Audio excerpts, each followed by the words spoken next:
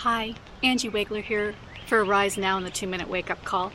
Sitting out here in the backyard, in the back garden, beside my rhubarb plant. Can you see that there?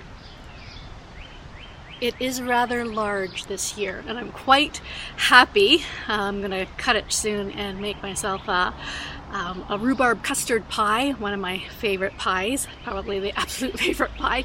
My mom used to make it when I was a kid, and just the thought of it makes me happy. But I had to think of this plant, which is now really nice and big. I actually got it from my mom, I believe last year.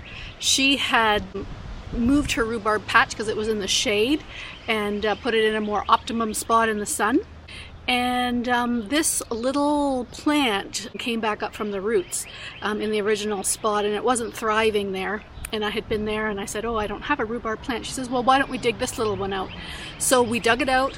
We planted it here in my backyard last year, and it grew a little bit, but it didn't do a whole lot. It was not near this big. This year it's thriving. And it got me to thinking. In Psalm 80 verse 8, it talks about how the Lord transplanted a vine from Egypt and transplanted it in the promised land.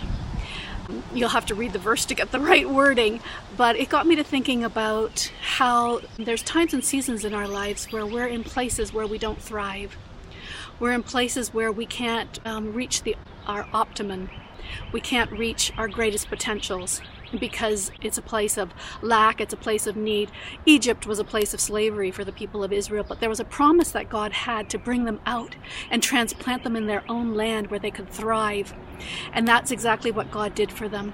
I want to encourage you today that if you're in one of those seasons, like in Egypt, if you're one of those seasons where you're not thriving, God has a heart and a desire to see you thrive, and He wants to transplant you into a place where you can get everything that you need to thrive. So it's a new season. Take heart. That's all for now.